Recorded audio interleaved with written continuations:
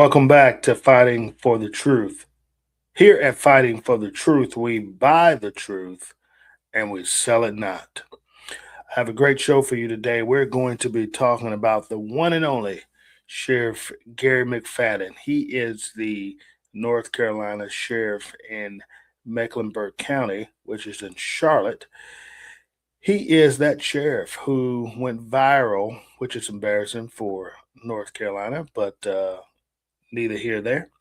He is a sheriff that went viral for not understanding and knowing basic civics that we all learned back when we were in middle school as it pertains to the three governing bodies that make up the government. And we know what those are. You have legislative, executive, and judicial.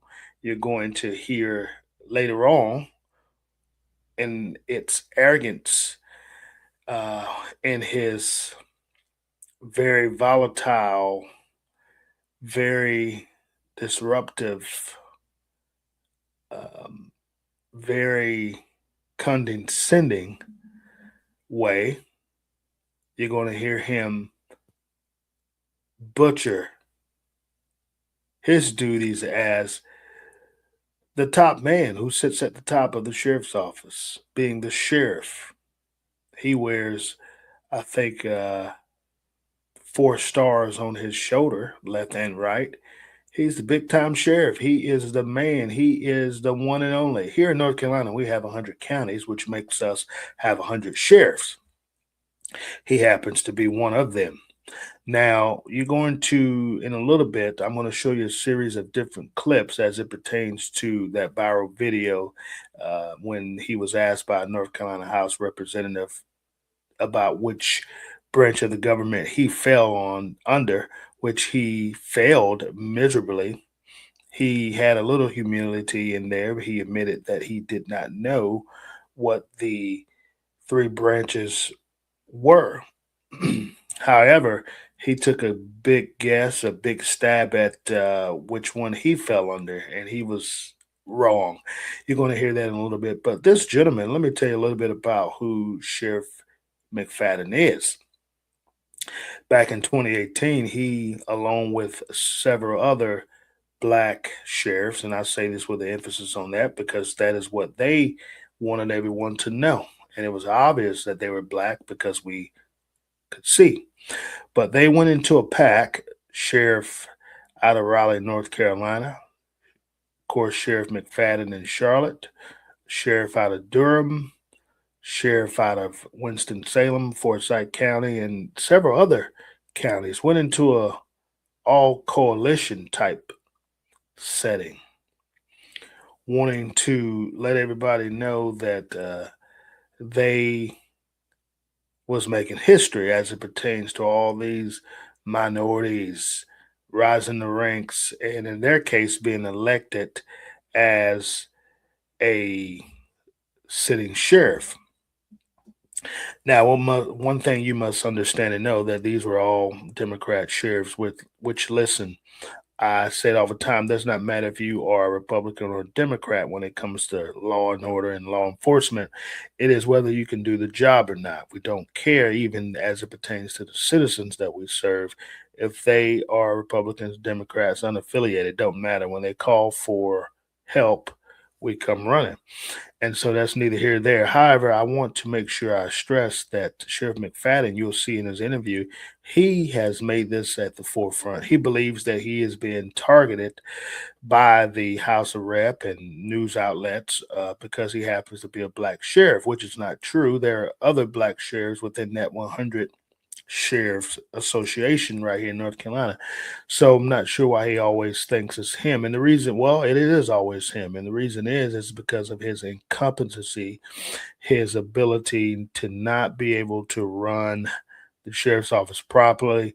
There's a petition that was recently filed a few months back that was later on dismissed, didn't have enough merit into it, but many people, along with a sitting House of Representative right there in Sheriff McFadden's district, who was the actual complainant on this, petition. She, along with others, filed a petition to have him removed before we got to the midterm elections, which we're in right now.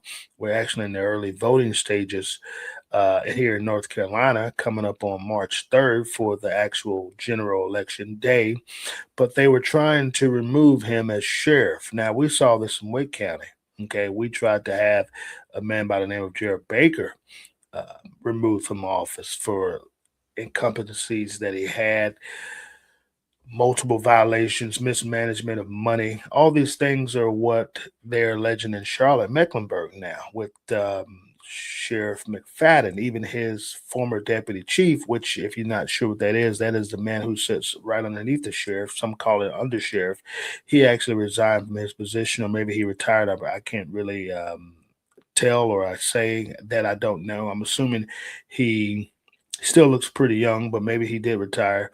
And now he is running against McFadden in this election to unseat him. And there are three others that are also running to unseat Sheriff McFadden due to his lack thereof of care, knowledge, accountability, transparency in Mecklenburg County. Now, we saw this in Wake County back in 2022. These same things. We had over 7 people in the sheriff's race, minus the incumbent at the time, which was Baker. So 6 other folks on both sides of the aisle, Republican Democrats, that was running to unseat Baker. And it did happen. It did happen. So I know it's going to happen in Charlotte. There seems to be 1 or 2 gentlemen who are currently in the race in Mecklenburg who I seem a little bit impressed by.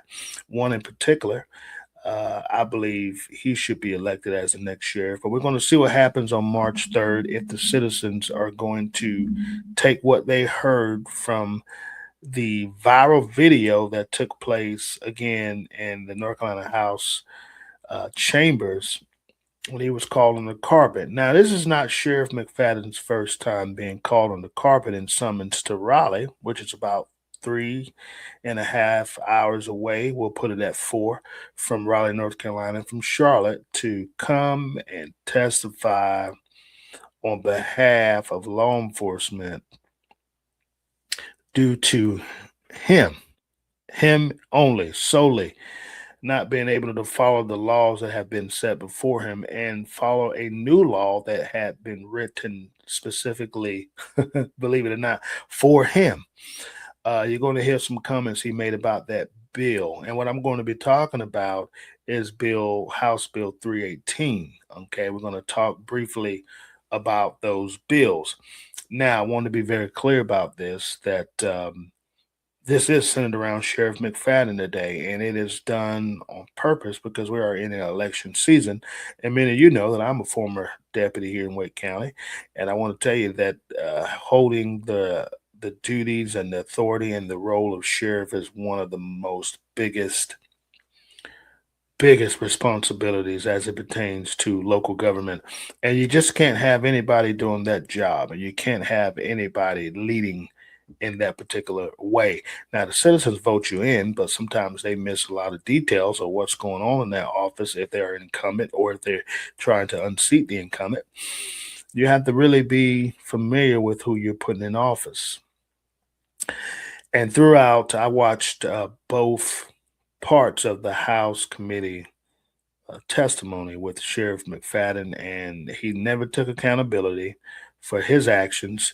He actually never admitted to having any wrongdoing. You're going to hear them talk about 22 deaths that has been on his leadership in that jail, which is astronomical and is very, very bad. That shouldn't happen, okay? You're going to hear him talk about natural deaths. People die every day, which is not something that an elected official should even be using as a rebuttal, and neither it is appropriate or professional. Definitely in his seat, his role, he should take responsibility for that, yet you won't hear him do that. And you'll hear him get called out by the chairman who facilitated this particular committee, told him that everything was everybody else's fault. That was always his MO, still is his MO.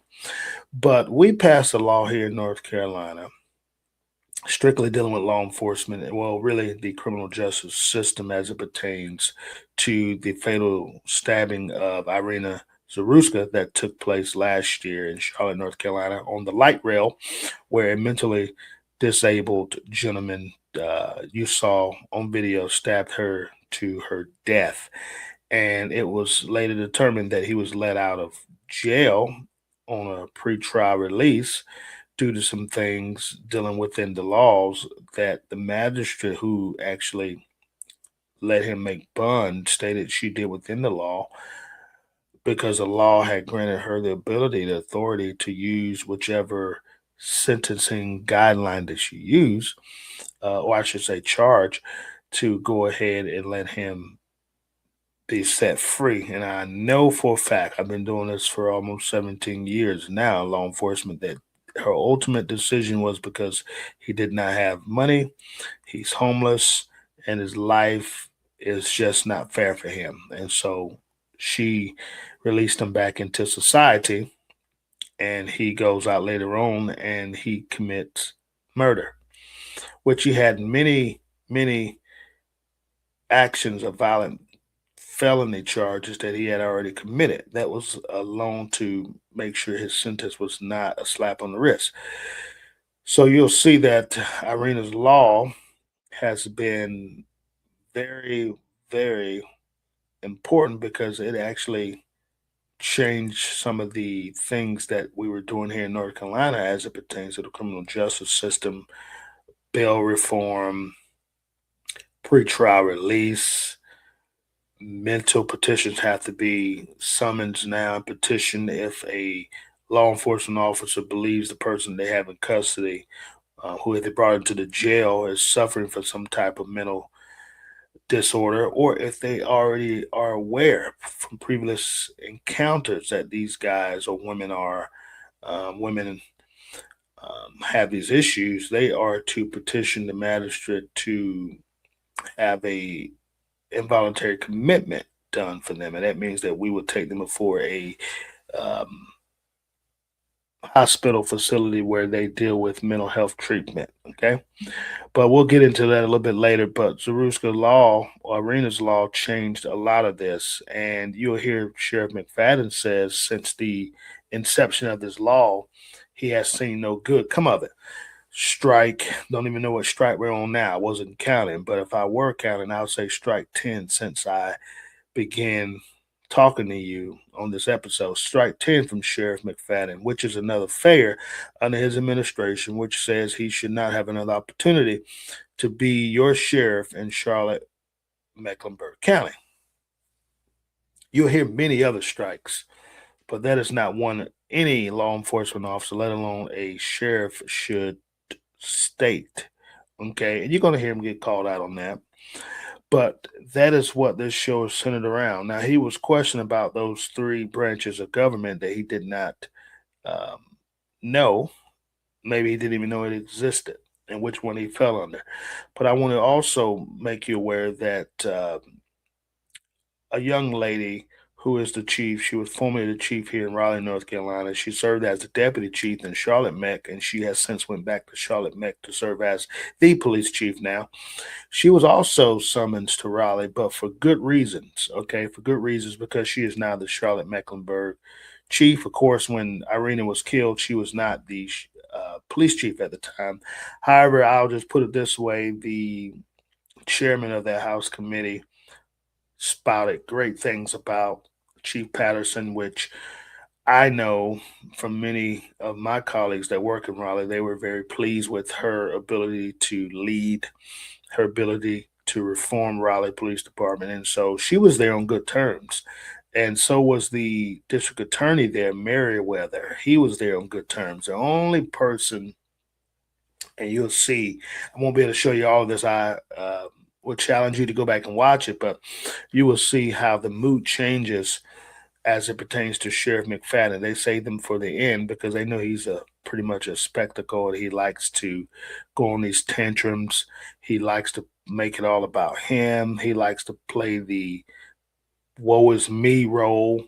And so you hear all that, but the whole demeanor changed. And of course, at the end of it, he basically stated they were beating up on him. They summoned him to rally to beat up on him. But actually, it's about his record. It is about what he's done. And I'll say this really brief. When you're looking at any politician, when you're looking to vote for them, look at the record. And if they have not had the opportunity to take that seat that they're running for, look at what they're saying, their platform, and align that with your beliefs, align it with your thoughts, align it with what you think a person should be saying on paper. Will it come to light in real time? All these things, this is called voters' decisions. So you got to make wise ones, because when you don't make wise decisions, that is what happens. You put a guy like Sheriff McFadden into office. Now, I'm a little biased on this, and I might be a little bit what we call beating them down, but I know a lot of things as it pertains to the sheriff's office there in Charlotte, because the same thing happened in Wake County. So I'm very biased to this. This is very important that we get this stuff out. I lived on a regime similar to what Sheriff McFadden's doing. It was horrible. And no one should live under those conditions when you are in a work environment, let alone. And lastly, I will say this. We have to look at their party, the Democrat Party. All these sheriffs are part of the Democrat Party that I spoke about earlier. And I say that for a reason, because they have went against ICE. They have went against what the Constitution says, and they have literally went against public safety.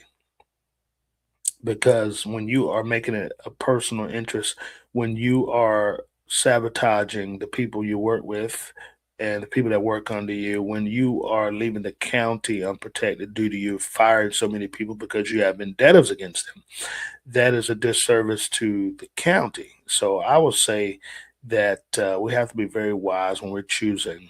And if that particular party platform is against law and order, you should not vote them into office. So I'm going to shut up there, but I do want you to watch some of this. It's actually pretty funny. But I want you to hear from the representatives as it pertains to what he is saying. So listen to this and get a little bit of that. Each of you called here today for one reason: incompetence. Incompetence in the law, incompetence in running jails, incompetence of handling crime, and most notably, incompetence in keeping the citizens of Mecklenburg County safe. That is, to be frank, completely unacceptable. I'm not going to beat around the bush. This hearing is not going to be butterflies and roses. This body is going to get to the bottom of this crisis today, no matter whose feathers get ruffled or what letters get sent. Normally, your activity or thereof, lack of, is something we could chalk up as mismanagement, incompetence. In August, Irina lost her life, brutally murdered on Charlotte's light rail. This young woman had fled war-torn Ukraine to come to America for a better life. But she didn't get that experience. She didn't get to have her dream. Her life was cut short, not by one individual, but by a system that allowed career criminals to roam your streets who had 14 arrests. A system that allowed its officials to go on reality TV shows rather than patrolling the streets. A system that put pride festivals, all while continuing to go off the fiscal cliff after a deficit after raising property taxes on its citizens. A system that prioritized DI initiatives over armed security guards on cats. Her blood is on your hands. That's the sound of an American oil company hard at work. Want to be a part of it? Listen up. Hello. I'm going to close this. The core function of government is not DEI, trans rights, the welfare benefits for illegal aliens, or some new social justice program. The core function is public order, safety, security. And it's the act of doing everything in your power to ensure your citizens wake up every day to feel safe. You have failed in doing that. Today, you're going to explain that to us. To address this failure, today we have from the City of Charlotte and Mecklenburg County officials. We're going to begin with Mecklenburg County Sheriff Gary McFadden, County Manager Mike Bryant, District Attorney Spencer Merriweather. The attorney here? Yep, you're there. Thank you, sir. Good to see you. To make most of everyone's time, we're just going to jump into questions. I ask that you stand and raise your right hand and repeat after me. You swear the testimony today is the truth, the whole truth, and nothing but the truth, so help you God. Have your seats. Members, I know there's going to be a lot of questions, so we're going to use our normal protocol. It's going to be 3 minutes per person. It's going to be timed with everybody to have the opportunity to follow up at least once in their round of questions. Mr. Merriweather, thank you for coming today. We appreciate Mr. Chair. Yes. I have a procedural correct question, if you don't mind. Yes. Will the microphones of all the members be left on and no microphones be turned off, even if the chair or anyone else doesn't like the questions that are being asked? Mic will not be cut off for questions not liked. The microphone was cut off for somebody using up their time and not going through the proper protocol, but thank you, sir, for the questions. So members will be given. Representative Quick. Thank you, sir. Members will be given the full 3 minutes. Members will be given the full 3 minutes. Thank you. Yes, sir. Now, Mr. Merriweather. Yes, sir. Start by thanking you for coming here and for your service to the Mecklenburg County citizens and for all that you do. Thank you, sir. I know that you've been dealt a tough hand. Mecklenburg County continues to face serious felony case backlogs. As district attorney, what steps are you taking to reduce that backlog, and how do you? Now, there you heard from the chair, and he went along and spoke to the DA first, as you can see, Merriweather, and then he'll follow up and be able to speak to Sheriff McFadden. Now, the next video that I will show you here briefly, okay, it is going to be one that you are going to probably get a great kick out of, because this is the question where he is asked about the 3 branches of government. Okay. And as you had noticed earlier from what I told you, did you see the tone and voice sternness of the chair and how, of course, nice he was when it came to others? Of course, Merriweather.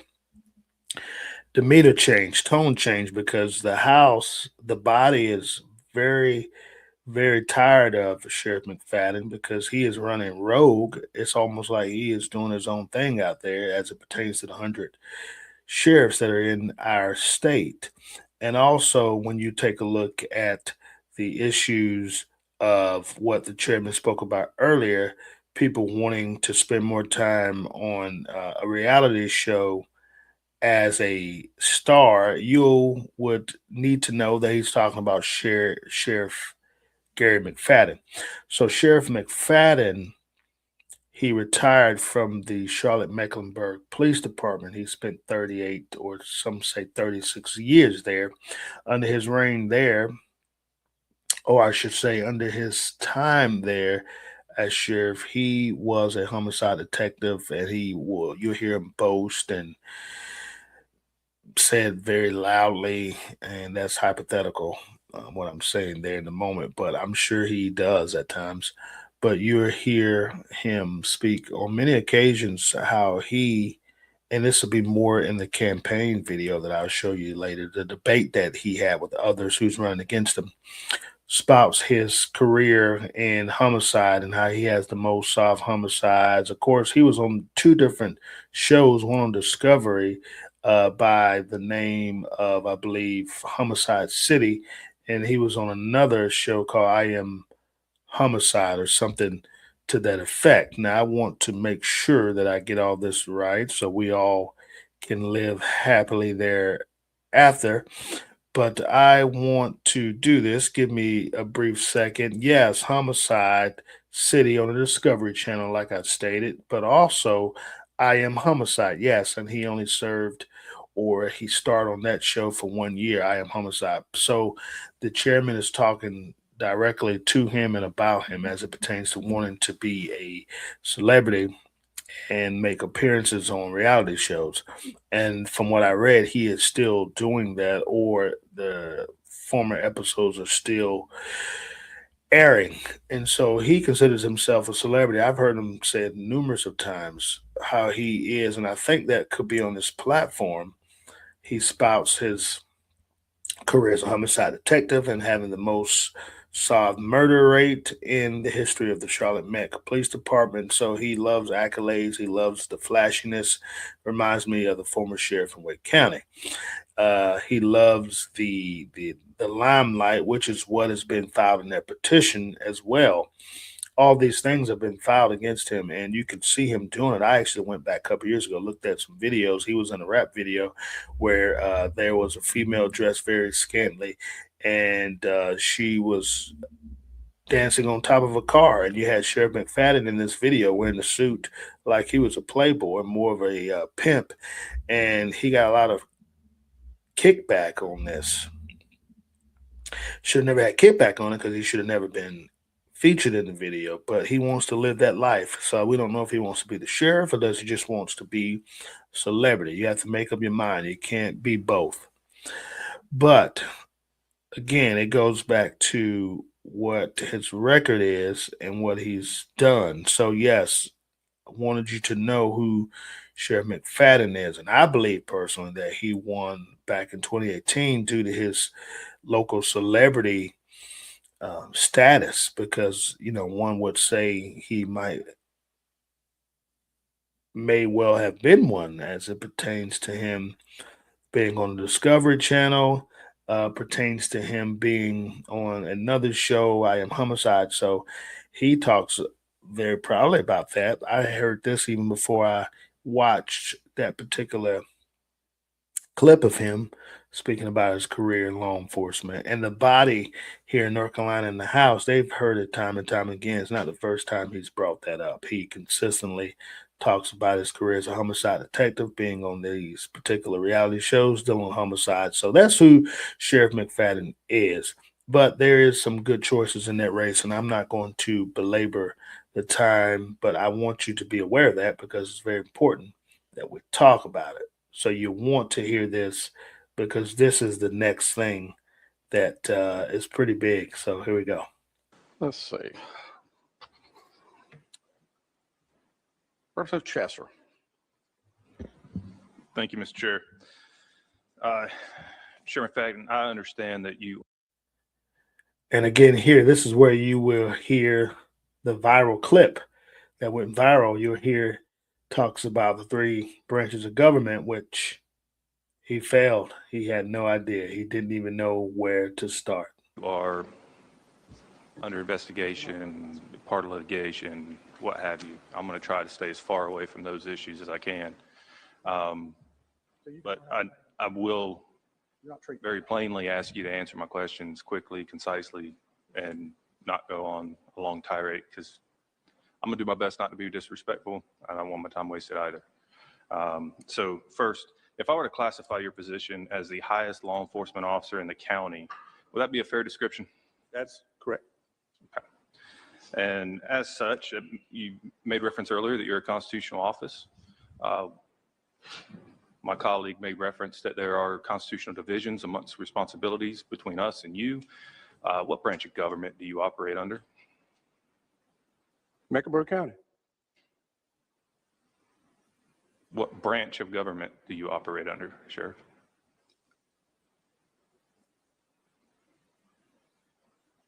Constitution of the United States. Correct. That is what establishes the branches of government. I'm asking which branch you fall under. Mecklenburg County. I'm a duly sworn Mecklenburg County Sheriff. We answer to the people of Mecklenburg County. This was not where I was anticipating getting stuck. Are you aware of how many branches of government there are? No. Okay.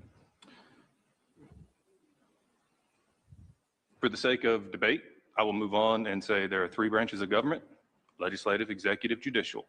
Of those three, which do you believe you fall under? I believe I fall under the last one, Would you say it to me? judicial. You are incorrect, sir. You fall under the executive. And as a member of the executive, what do you believe your primary function is? Care and custody of those in my custody at the Mecklenburg County Detention Center. Okay. That is part of what your responsibilities as sheriff are, sure. But as a member of the executive, your primary function is to execute upon the law, to enforce the law. Okay? And again, I'm not trying to be rude, not trying to be combative, just walking you through the paces. I used to wear a badge as well. Okay. So as the sheriff, do you take an oath of office? I do. And in that oath, I'm going to read it right off the screen, and I'm going to ask you if you agree with it. Okay. So there's a portion that says you will execute the office of the sheriff of the county of Mecklenburg for you, sir, to the best of your knowledge and ability, agreeable to law. Is that a fair representation of the oath you swore to? Yes, sir, it is. And the agreeable to law, what do you think that means? Following the law. Following the law. Following the law. Not opinions, following the law. I would agree. Thank you. With that, do you think your personal opinions have any authority to override statute? Or No. Do you believe your office holds any authority to nullify law? No. Okay. So how do you reconcile that with the public statements that you've made about not enforcing the law? I've never said I'm not enforcing the law. With respect, I'm going to read a direct quote from you, sir. It says, quote, "We do not have a role in enforcement whatsoever. We do not have to follow the rules and the laws that are governed by our lawmakers in Raleigh," end quote. We were talking about, again, you're taking the content of what I said when we are talking about immigration. So you're talking about existing law and how you don't have to follow it. I'll allow you to expand on context if you'd like. No, I don't need to expand. I'm saying that we follow the law. Again, you are taking something out of context to make a point. Okay, so if the law says you must comply with detainers, and you're saying earlier in your testimony, you said that in your opinion, because of who they are or aren't signed by, you view that as not binding. What ruling, because the law is very clear, so what court ruling are you hedging that belief on? I don't think that a detainer is state law. But it is. Now, The compliance no. of a ICE detainer is settled state law. As of, What ruling are you hanging that on? if you let me answer, now it is state law. House Bill 318 now is state law, and we are complying with that law. Now, Previously, it was state law. in House Bill 10, we're referring to North Carolina General Statute, if you're familiar with that. Yeah, A, we B, play and with C. those every day here, sir. Right. So we follow the law. We follow the law. So how do you reconcile that with the statement that I just read that was a direct quote from you? It was, That you don't have to follow the law. And you've already said that you don't believe that you have the authority of nullification. again, you're taking it out of a context of an immigration law. I will allow you as much leeway as you need to explain the context. That's all I'm going to explain. You're talking about immigration law. A detainer is not. I am not. I think you were talking about immigration law when you made this statement. I am simply talking about broad spectrum application of the law and your job to enforce it, sir. That is where you're taking it out of context. I've offered you the opportunity to place it in context. I am not trying to lead you astray. I'm giving you the opportunity to make clear your statement, sir. Thank you so much. Simply, we follow the law. When the law is produced, we follow the law. One closing statement, Mr. Chair. You're recognized. Thank you.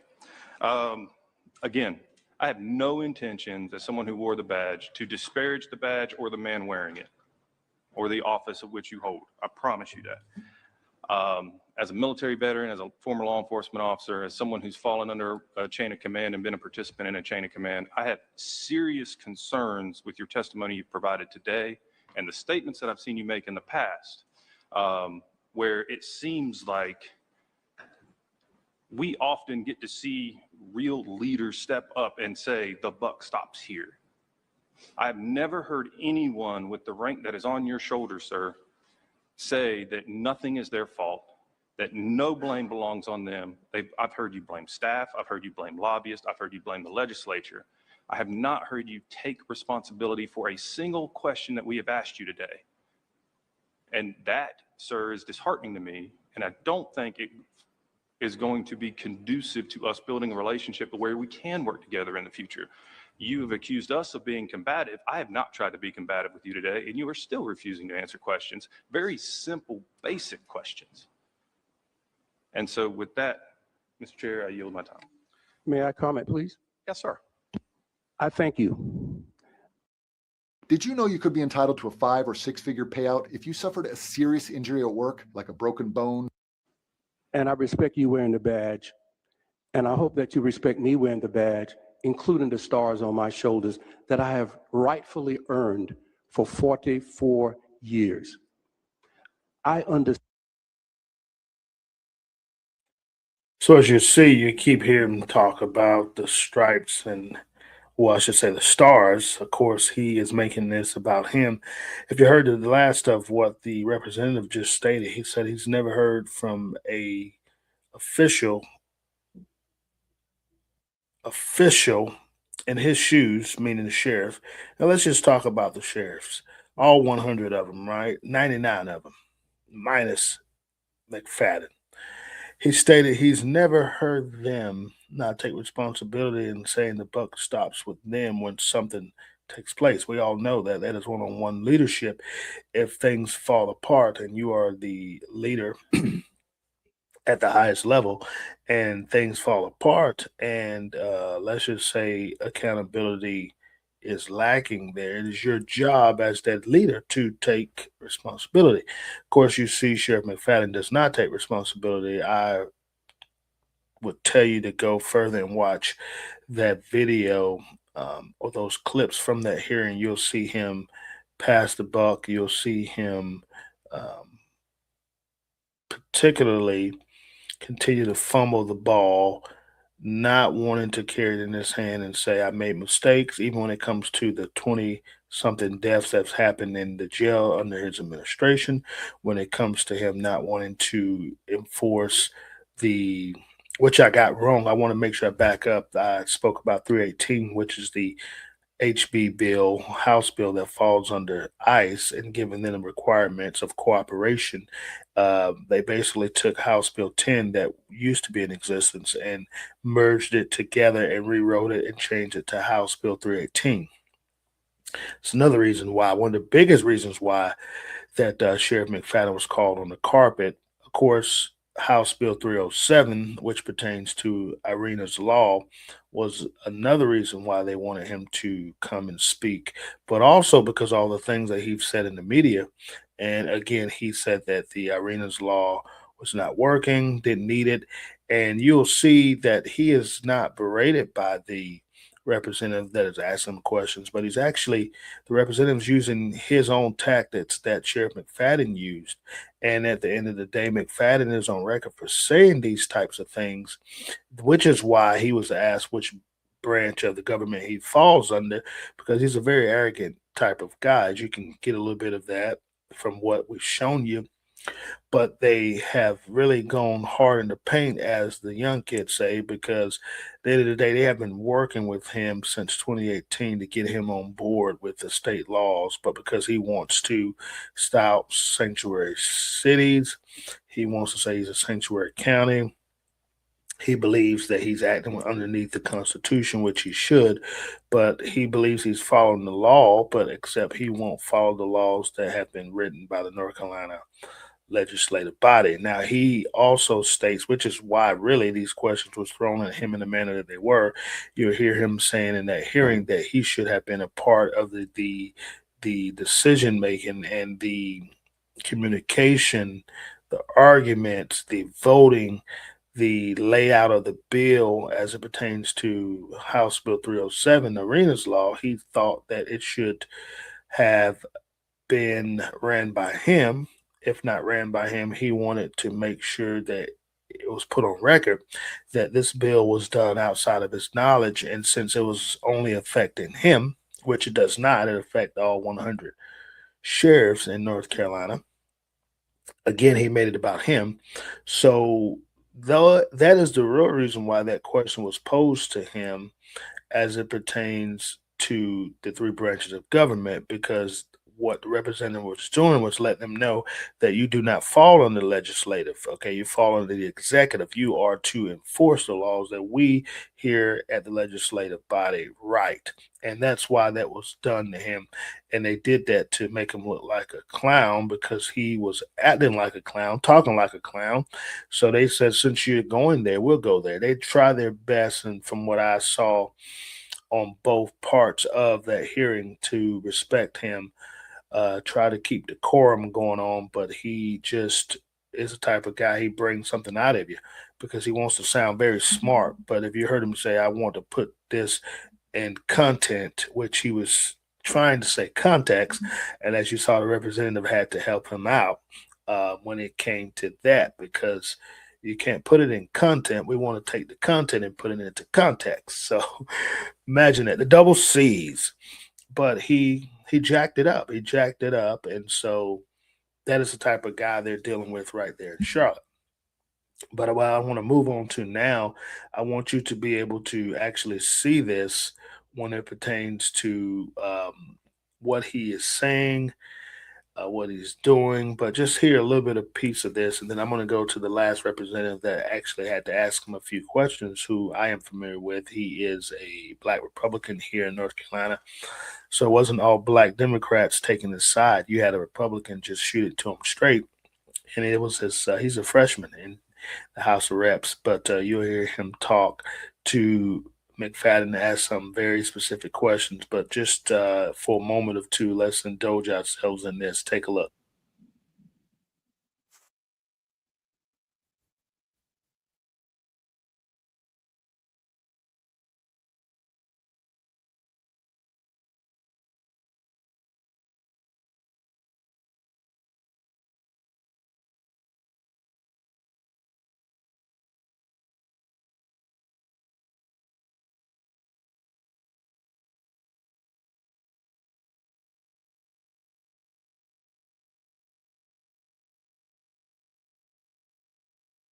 Body. We need a better relationship working with this body. Simply making it seem like I am the fault and using what you've heard on the radio, not my fault. We all clearly know that comes from one radio station said it's not my fault. You have never heard me say it's not my fault. You say it's always not my fault. You make it characterized, it's never my fault. A mother who comes to me and said her child has died, she takes that fault and I take that fault from her. So let's make it clear. What we are saying here today, it is like an invite and welcome Sheriff McFadden to your chambers, to your offices. I will find out if that's true. I will find out if you're that welcoming and that open. I'm at 500 Fayetteville Street in Marriott every time I come to Raleigh. I'm sorry that the 42nd Street Oyster Bar, I think, is gone. I would invite you to dinner. And we can say that today to make it appear to be that way. But we can see what we want to attack Sheriff McFadden. But I'm not going to flinch. And I think that's the problem. You want me to flinch at this. You want me to worry at this. I've been doing this a long time. And if you think about who's in law enforcement, and I'm sure you know about Graham versus Connor, if you're in law enforcement, I'm sure that you do. Connor was my partner and was my partner in homicide, and we still know each other. So I'm hoping that we do respect my position here. And I know it's different. I'm different. Okay, so we heard a lot from Sheriff McFadden. Again, like I stated, you heard him bring up the black part and all these things as it pertains to DEI and why he has been summoned to Raleigh, why they're beating on him. But the fact of the matter is, it's because he is not upholding his authority that he swore to as it pertains to the North Carolina State Constitution, and that he would make sure that he will live up to those responsibilities. He will live up to the authority that has been vested in him by North Carolina Constitution, by the North Carolina Constitution.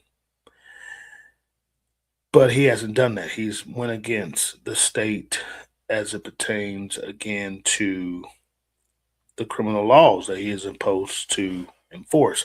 Now, I want to do something real quick and go back to what exactly a sheriff does here in North Carolina. And I know some states may be the same, a little different, or spot on to be the exact.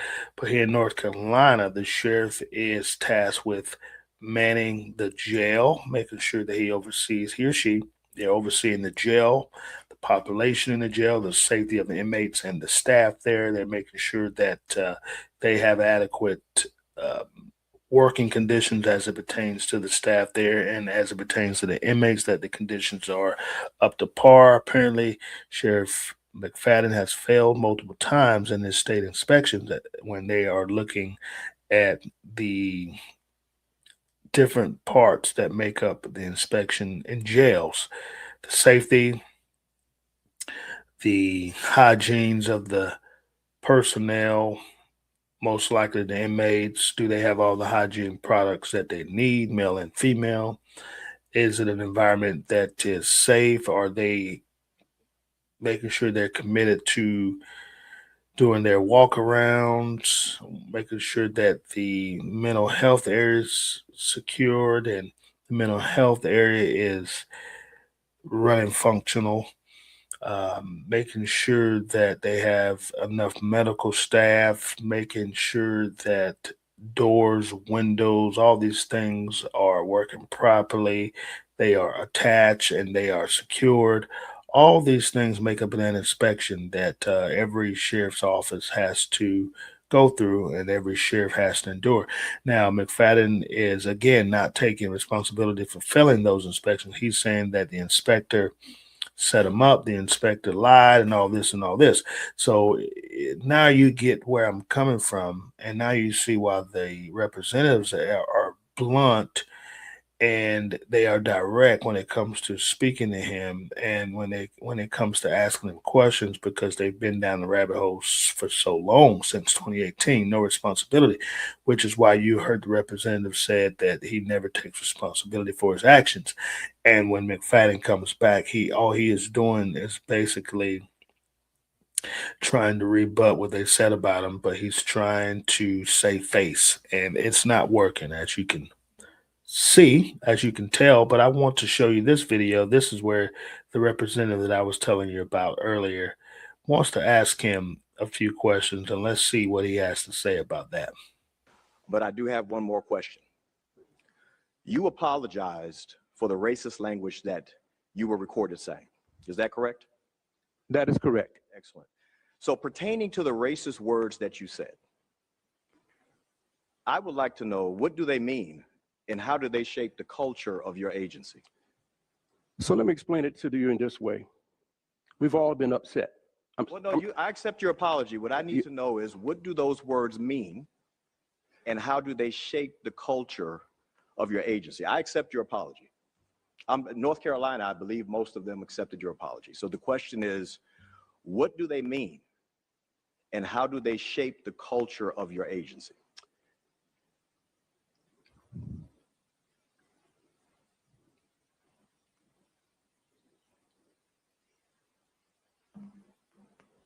We've all been upset. We've all been angry. Each and every person in here have said things during a time of being upset. I accept that, Sheriff. I accept that. I accept your If you allow me to finish. No. Thank you. I really just want the question, because I accept your apology. We've all been upset and said things that we wish we hadn't. What I'm asking you is what those words mean and how do they shape the culture of your agency? It means that I was upset. I was upset. I was disappointed. Those words does not shape the culture of my entire agency. Those words were spoken because of what I had taken on, what had happened to me, and I was upset. I believe that. Thank you. You know, so you're not gonna, those words don't have a meaning. They just,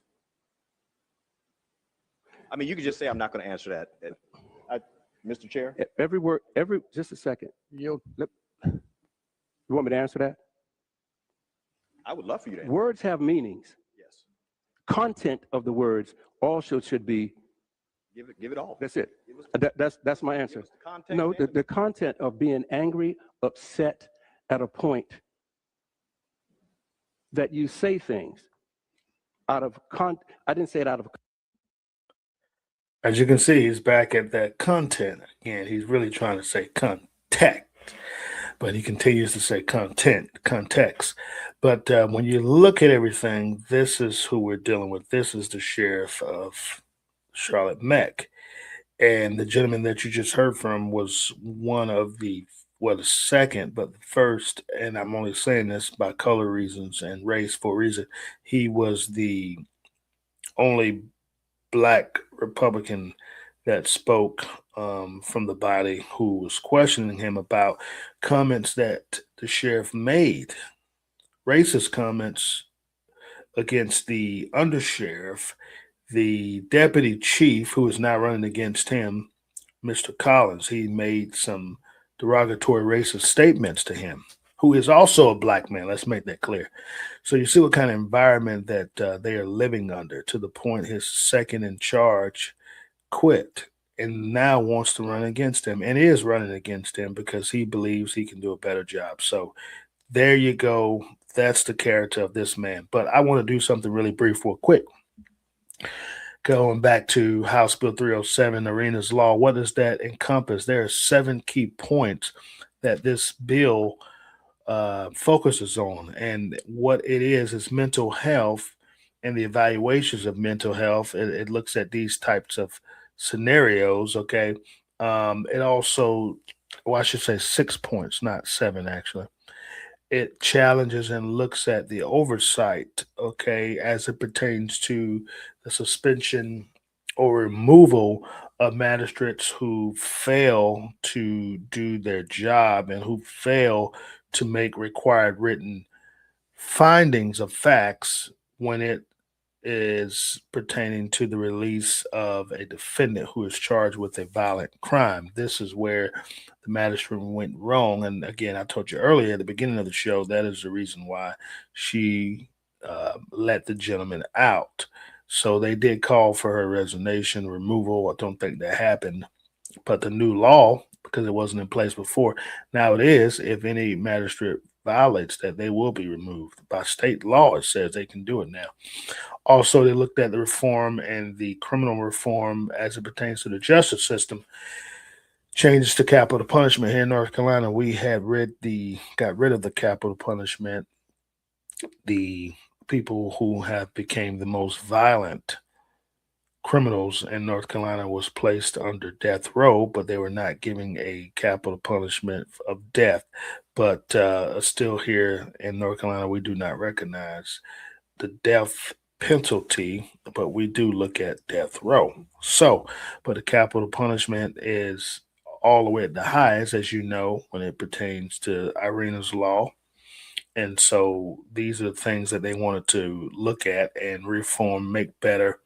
Even how long a trial sits without going, or case sits without it going to trial. They want to expedite it. They want to speed it up now. If it's a violent felony, murder of some sort, they want to speed those up, get a quick and speedy trial, which the Sixth Amendment gives us the right to do that anyway. So we should already be doing that. But when you look at that, that is how that is broken down. Now we're going to move on to the sheriff's debate that happened in recent. Now I want to go back to the House committee hearing that took place on February 9th, so just a few days ago, and that went very viral, and everybody is laughing. It's on all the major podcasts. It's all over YouTube. It's all over social media, Instagram, Facebook, because this was not a viral moment. It was a horrible, embarrassing moment, but Sheriff McFadden has to live under it.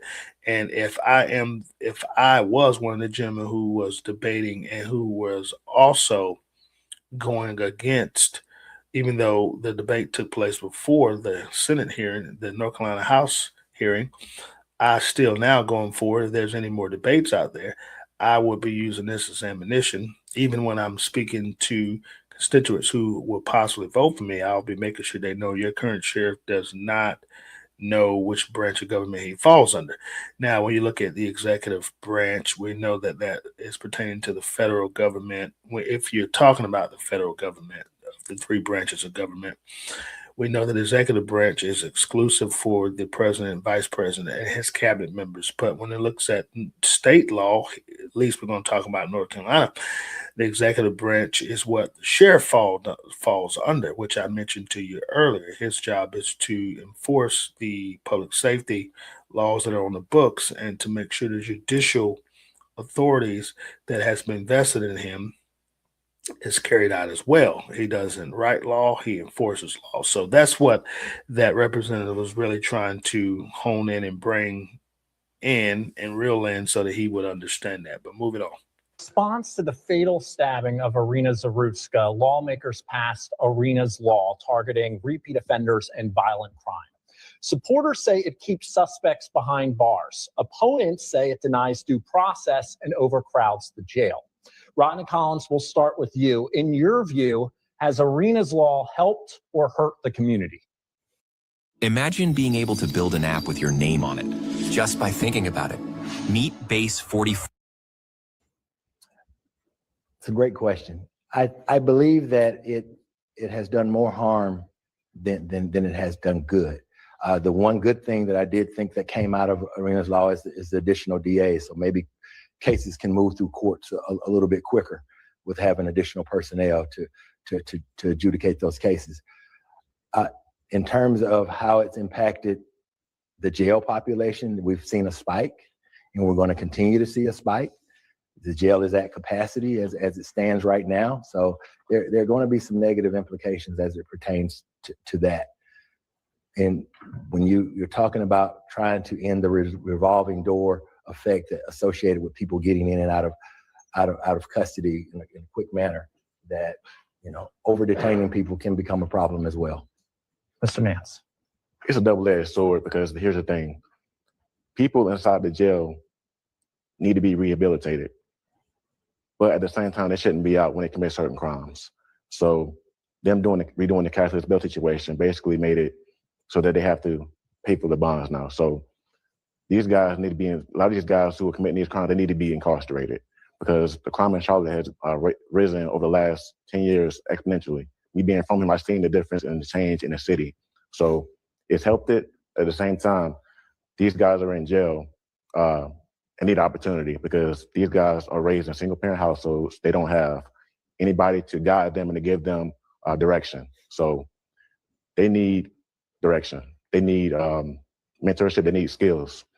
They need the opportunity to get out and make a change in their lives. So being stuck in jail for a certain amount of time, they can't really, grow as individuals. So it's a double-edged sword. Mr. Robbins. Yes, sir. It's not the law that's the problem. It's a lot of times when we enact laws, it's the process in which we enact them. So it's not really that the law is bad. It's the way that it was implemented, as fast as it was implemented. It takes time anytime we have a new law come on the books, because we need to make sure that because the law is there, number one, we can enforce that law. Number one, that the law works the way we intended it to work. With sheriff departments across the state, across the country, already being manpower is low, so we have a staffing issue there. Housing is already at its maximum. So when you're retaining and keeping prisoners there already, when you're bringing in new people, I don't think anybody in Mecklenburg County wants a bad person on the street, especially somebody for a violent crime. Nobody wants that person out. But we have to figure out how, since this law is here, how we're going to go about making sure that we can enforce the law properly, that people are still there, and we're still having to deal with the shortages and things that we have, not only people, but beds. Sheriff McFadden. Clearly, you can see again, no one is going to speak from experience but me. This is what they believe that is happening.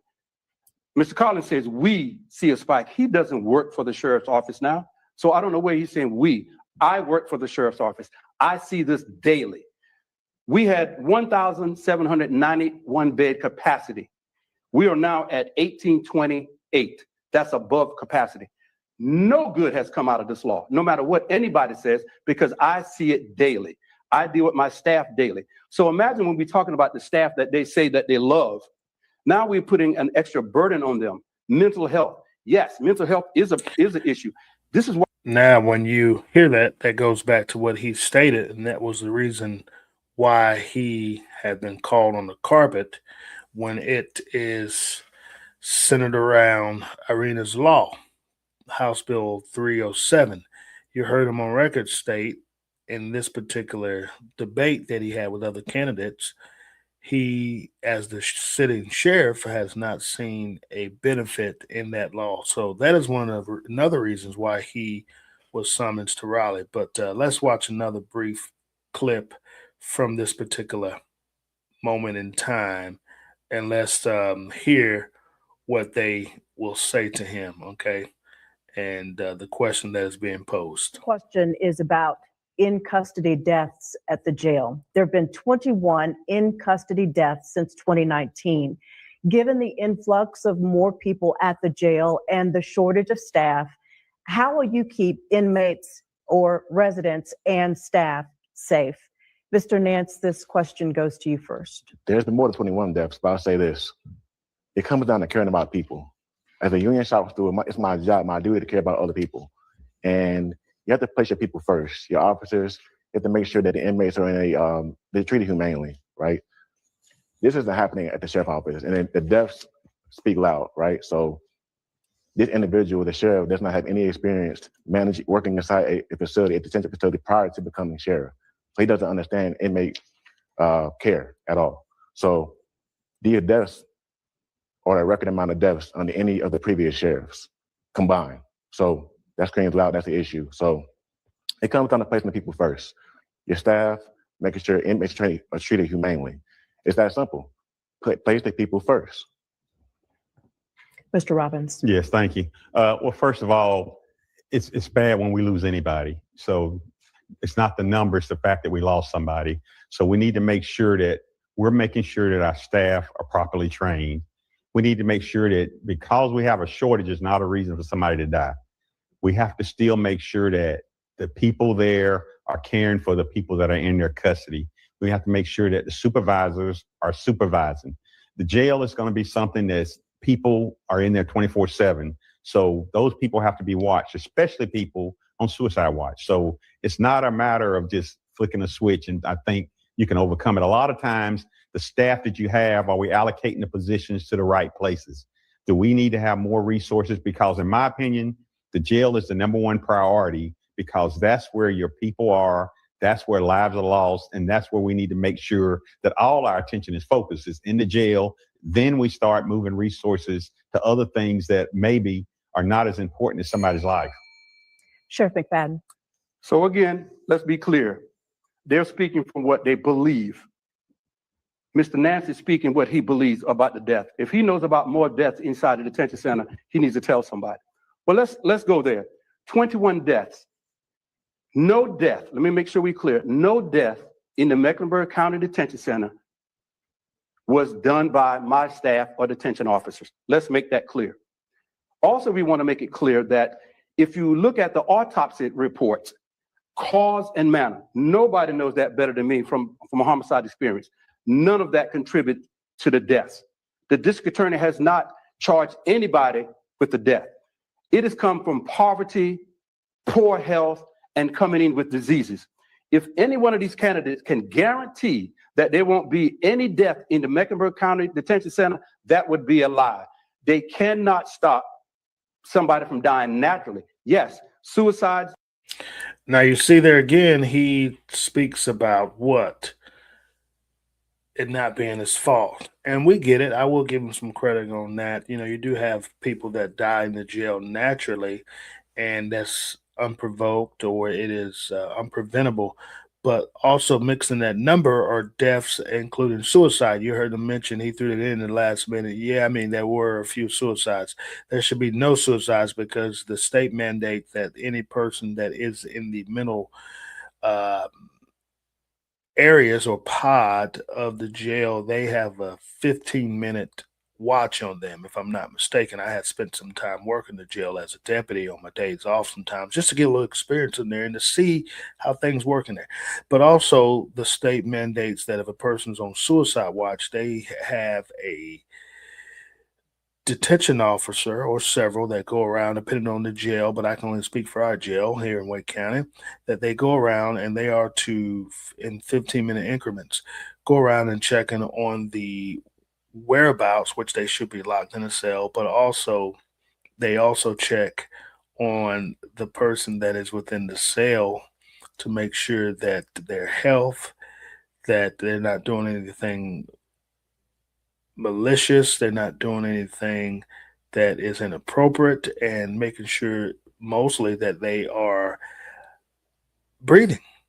And when they are on suicide watch, guess what? They don't have any fabrics, they don't give them any sheets, they don't give them anything like that. They can really necessarily not have on the same attire or uniform or jumpsuit that a normal detention inmate would have on, because they want to make sure they have no access to use that fabric to commit suicide. Most likely you see in jails hangings, or of course if they're let out of their pod for a break and they're on the top level, or sometimes they even walk up on if the jail has that, most do a second level. Some have multiple levels, but if they have a second level, they will jump off and kill themselves. So these things do happen that is sometimes out of control of the sheriff or even the detention officer that is serving in that jail. But to have over 20 deaths under your leadership, that is bad. No other sheriff has it.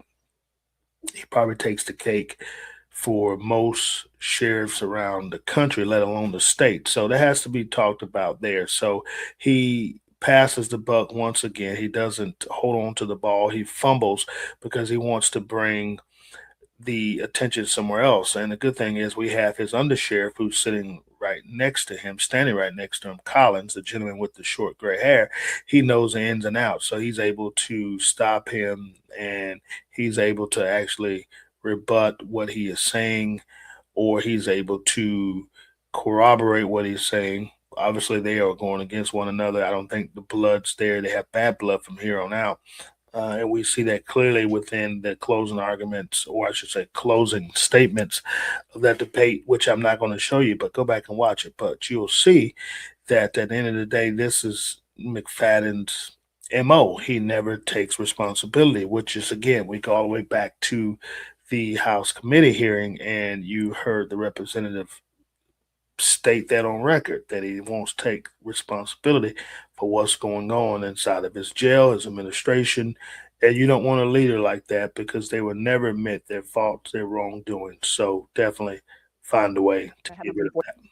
For the rest of you to get your questions. So, Joe. The jail has a music studio. The inmates are called residents, and some refer to it as a hotel. We'll start with you, Mr. Robbins. Do you feel our jail is a deterrent to crime? I don't. It's not a matter of whether I feel that the jail is a deterrent. I would change things that are within the jail system that I don't agree with. I want to make sure that, number one, I hope that anybody that comes in the jail that I'm running does not feel that they're at home.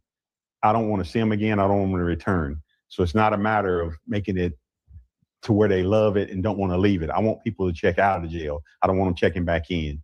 So there are several programs and things that are within the jail that I think could change, that I necessarily don't agree with, because I believe in making sure, number one, that everybody's safe, not that everybody's partying. So that's number one. I want to make sure that I'm making sure that people have an opportunity to meet and talk to their families. But I want to make sure at all times that my staff feels that we're moving in the right direction, number one, to try to help these people on the rehabilitation side, not the side to where they're comfortable and want to stay or want to return. I want people leaving the jail and staying out of the jail. Sheriff McFadden. Punishment is for when you are convicted. We're talking about rehabilitation, and we're talking about reform. They say they may not have the programs, but they may be the wrong people to come, because we're trying to return our citizens better than they left. Imagine that the programs that I had was visited by the Biden administration. They came to see what we were doing inside a detention center. We're talking about reform. We're talking about making people better. So when we're taking programs like the music studio, we are doing programs to help them. We all listen to music every day. For what reason? To calm us down. But giving them something to do is better than have them sitting around and beating them. Punishment is when you are sentenced. We are a pre-trial release center. So we're going to continue to have those programs and continue to treat people with humanity. If they don't believe that is humanity, then they're in the wrong business. We are talking about. Now, I would disagree with a music studio inside of a jail. Never heard of it. That is very uncommon, and it is one that's far fetched. Now, when you look at music, we know that it's an outlet to distress yourself. It's an outlet to calm and soothe yourself. It is an outlet for you to be able to experience something different, and it is an outlet for you to relax. It's an outlet for you just to unwind. All these things. So I do agree with Sheriff there, but to have it inside of a jail is inappropriate. And who's paying for this? Taxpayers. There should be, and then you heard them speak. Most people who are visiting the studio who has access to it is felons. It is people who have committed murders. That is the last thing that they need. And one of the candidates spoke very well. He made some statements about they don't need a music studio. They need rehabilitation as it pertains to education and giving them some type of instruments and tools and books to be able to learn and come up with a trade. So when they do leave the jail, because we know that the jail is not a permanent place, a jail is a in between spot before those who will be sentenced to prison before they head off to prison. And also the jail is for those who won't spend time or even make it to a trial or even have a felony to send them to prison. They are released. Of course, we know that. That's how jail works. And some are there for months, up to a year or so, but that is usually the max of what happens in that particular setting of a jail. And if they are there on a long-term situation like that, that's because they have some things worked out with the state penitentiaries, but that should normally not be the case. But as you look at all these things as it pertains to, and I know I'm using pertain a lot, that is my word of the day. It is very important that you see and understand and hear what he's saying. See, he's not about taking responsibility. And of course, he believes that is a good outlet. So he doesn't believe Irina's law is good, but he does believe having a music studio and giving access to murderers is a beautiful thing. He does believe that that should be what should take place. And I disagree with it. I think most of the people in society would disagree with it. It's not that environment. You don't want to incentivize people for being in prison or jail. You want to make sure they are aware of what they've done so that they could be able to think twice on going back. So some will say having a music studio is something they want to do. That's fun. Some people might consider the jail to be fun. It's not a fun environment, let me tell you. But what I will say to you about that is that at the end of the day, we've got to figure out who is the best candidate. As you see, and you can go back, and if you are living in the Charlotte Mech, it behooves you to go back and listen to that debate. You'll get a lot, actually, from what you need to make your decision during this early voting time up until March 3rd, which is when the general election day will take place. And from there, they're going to decide who their sheriff is. Now, I'm getting ready to leave you here momentarily. I have one more video to show you. This is the petition after it was dismissed by a sitting district court judge. It was dismissed, and you'll hear Sheriff McFadden brag on that a little bit. And again, the judge said it didn't have enough standing to hold it. That petition was signed by thousands of people to have Sheriff McFadden removed. But the fact is this: I want every listener to understand this and listen specifically in the Charlotte Mech area. If you are against Sheriff McFadden, want him removed, you don't have to worry about a petition. You can wait up until now, okay, starting tomorrow, Monday, and you can go ahead and vote him out of office. Every vote counts. Local elections are the most important elections. Fix it and make it better. So if you want to rid Sheriff McFadden, go out and vote. Tell your friends and family, co-workers to vote him out of office, vote the right person, the best person for the job. But before I wrap up, House Bill 318, which is the ICE cooperation bill that was signed in North Carolina. Again, you heard me speak about earlier. It was once House Bill 10, moved it over to 318. That is specifically telling all 100 sheriffs they have a duty, they have the authority, they also have a mandate to cooperate with ICE when it pertains to catch and release, which we know was under the Biden administration. That is no more, that is no longer. Every time a inmate enters that jail and they go on the ICE to make sure they don't have an ICE detainer, it is that sheriff's job or the duties that have been given down by his staff in the jail. Someone needs to call ICE and find out if they're coming to pick up said person who has an ICE detainer, which they, by law, federal law, they're given 48 hours to communicate and make arrangements to make that happen. If that person who's in the inmate has gotten pretrial, okay, and they have been told by a magistrate that they can be released from the jail system. So that's how that looks. So we look at that, and the House Bill 318 focuses on that. Again, it shrinks the timeline down. It makes it even tighter for law enforcement. So this is where Sheriff McFadden has failed. He's not wanting to cooperate with it, but he keeps going back to the Constitution.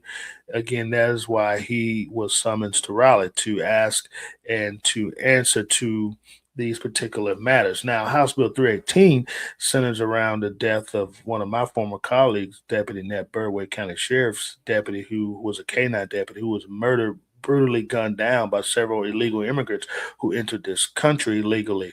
And we here in North Carolina have several counties that want to be sanctuary counties, which is Wake, Durham, Charlotte, Meck, and there are, I'm sure, a few others, but those are the main big cities here in North Carolina, being Raleigh, Durham, and Charlotte, Meck, which is Mecklenburg County, Raleigh being Wake County, and Durham being Durham County, where they have deemed themselves to be, or the people that authorize or who oversees government there has deemed it to be a sanctuary county. But I want you to understand this, that at the review of all of this, it is very important that we understand why 318, House Bill 318 was created. And so every 100 sheriffs should be cooperating. They are cooperating except for one, and maybe we can make it 100.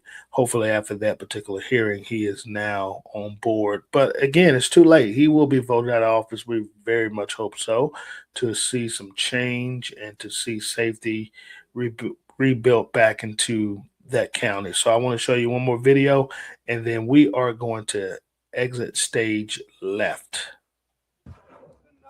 Now to a surprise decision in Mecklenburg County Court, where a judge has dismissed a petition involving Mecklenburg County Sheriff Gary McFadden, a move that puts an end to a legal effort aimed at removing him from office.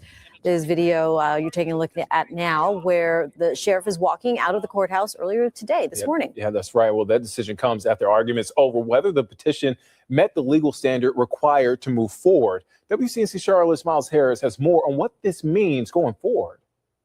Guys, the judge ruled that the petition did not meet the legal threshold required under state law, but the investigation into the claims detailed in the petition continues.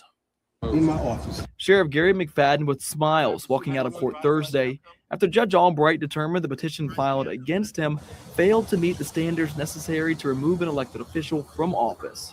Are you surprised by the outcome today? Nothing is a surprise anymore. The petition was filed by State Representative Carla Cunningham, along with 4 former Mecklenburg County Sheriff employees. The petition accused Sheriff McFadden of threats, misconduct, and alleging he abused his authority and did not fulfill his responsibilities as sheriff. While the petition asked for the removal of McFadden from his role, the sheriff's attorney, Elizabeth Green, successfully countered that the motion needed to be approved by the district attorney and or the county attorney. Now, in court, Judge Albright asked both if they approved the petition at this time, and both said no.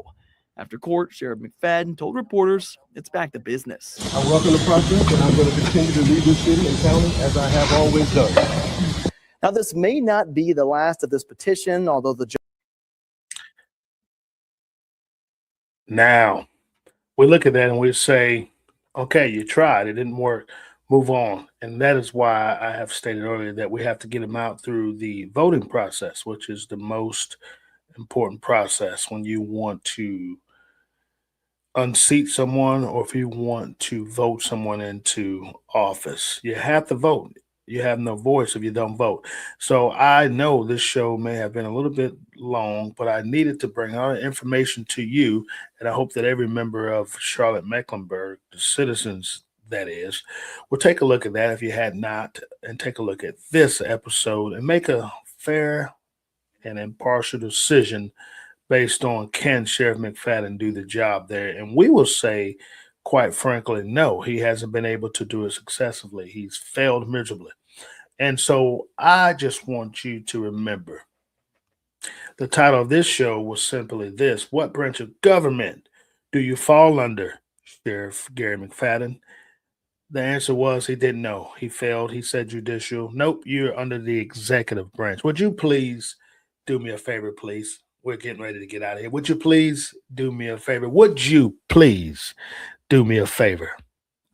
Buy the truth and sell it not. Remember, you cannot sell the truth. You have to give it away. And why do we give it away? Because it's the truth. And when you know the truth always, and it will, and it does set you free. So until we meet again, until we do this again, let's continue to pray for our great president, our great country, the men and women that are serving in our armed forces, and of course, the men and women that are serving in blue. And then we'll pray together because God loves us all. Good night.